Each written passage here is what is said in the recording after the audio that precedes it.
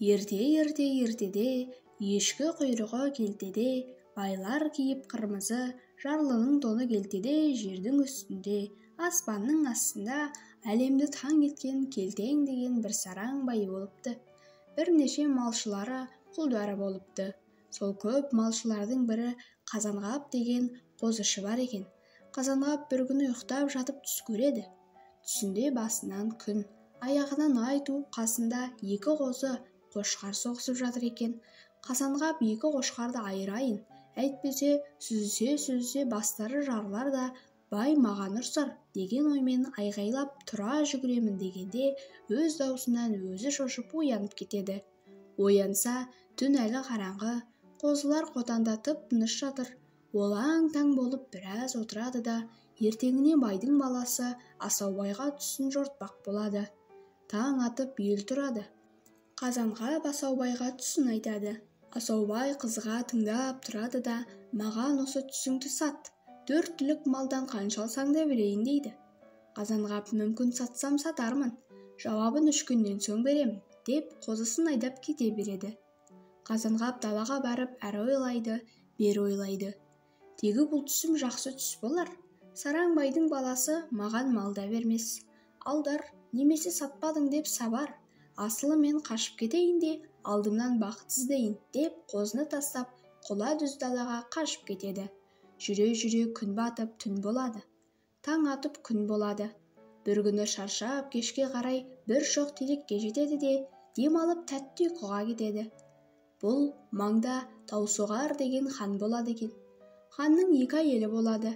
2 әйелінен 2 қызы болады. Бірінің аты Гүлайым, екіншісінің аты Гүлмахира екен. Бұл 2 қыз әрі құрдас, әрі тату екен. Екеуі де ақылды. Әсіресе Гүлмахира жын перінің тілін біледі екен. 2 қыз бір жүреді, бір тұрады, бірге сырласады. Сөйтіп жүріп, екеуі өмірі айырылмасқа, тіпті екеуі сүйген бір адамға барып, тату-тәтті өмір сүруге уәделеседі екен. Күн артынан күн, ай артынан ай, жыл артынан жыл өтеді. 2 қыз өсіп бой жетеді. Таусоғар хан 2 қызын 2 байдың мырзасына бермек болып құда түседі. Бірнеше күн той-топыр жасап, көп мал дүние шашылады. Құдаларымен сөйлесіп, келесі жылы осы уақытқа той жасап, 2 қызын бір күнде ұзатуға уәде жасап тарқасады. Қыздар бұл байлардың балаларын сүймейді, өздерінің уәдесінде болады. Елде өздері сүйіп сөйлесіп жүрген Сағит деген бір жігітті сырттай шаратып жүреді. Сағит қуана құптайды. Үшеуі қашпақ болады. Әуелі Гүлайым мен Сағит қашып кетпек болады. Олар орныққасын Гүлмахира бармақ болады. Сонымен Сағитқа бүгін түнде ауылдың шығыс жағындағы шоқ теректе күттейді. Гүлайым қосатпен өзі барып, сол жерден әрі жүріп кетуге сөз байласады. Сағит асыға жолға шығады. Түн көзге түртсе, көргісіз қараңғы. Ол жүре адасады. Ақыры жүріп келіп кездескен бір шоқ терекке жата кетеді. Гүлайым өзі ерлерше киінеді. Қалған киімдерін қоржынға салады.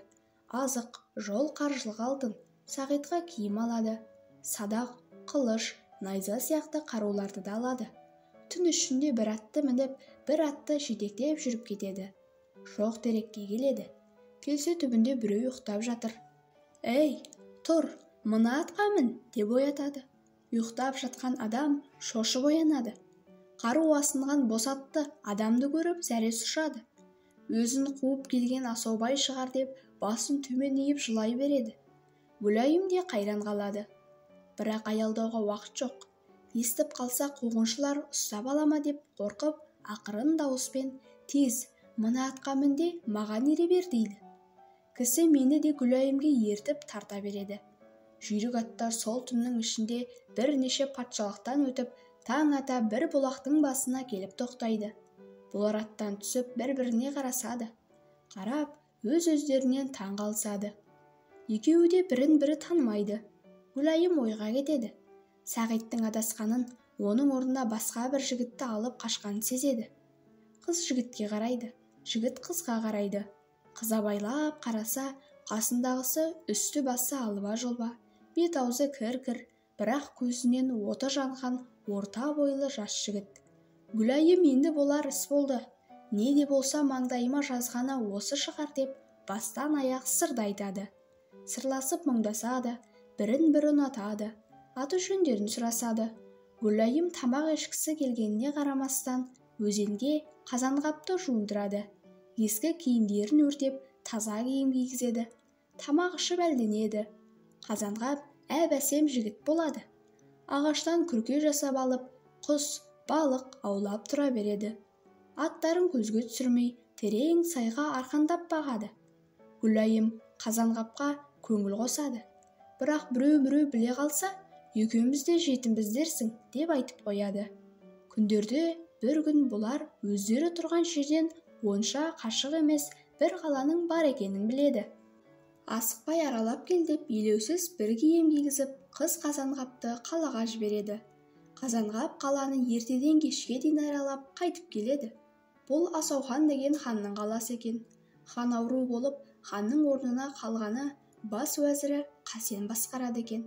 Күндерде бір күні Қасен жолдастарымен аң аулап жүріп, Гүлайымдердің күркесінің үстінен түсіп қалады.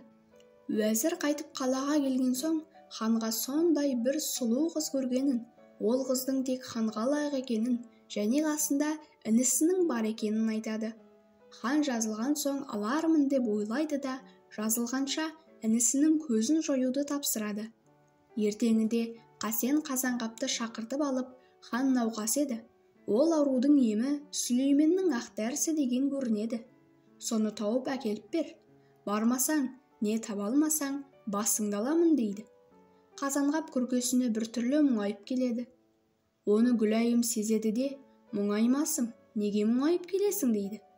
Қазанғап Қасеннің бұйрығын айтады. Ол еш нәрсе емес, мұңайма. Уәзірге барда ханның бар жылқысын ертемен алдымен шұбыртып өтіңіз. Ішінен таңдап бір ат аламын да, соны мініп дәріні іздеймін де, олар оны мақұл көреді дейді. Қазанғап қайта келіп уәзірге айтады. Хан да, уәзір де мақұл көреді. Ертеңіне Гүлайым мен Қазанғап жылқыларды аралап жүріп, бірнеше 100 жылқы өткеннен кейін басқа бір 100 жылқының орта шенінде келе жатқан бір қара семіз атпен бір арық көк атқа көздері түседі. Қазанғап қара атты ұстағысы келеді, бірақ Гүлайым қара атты ұстатқызбайды. Қазанғаптың көңілі толмайды.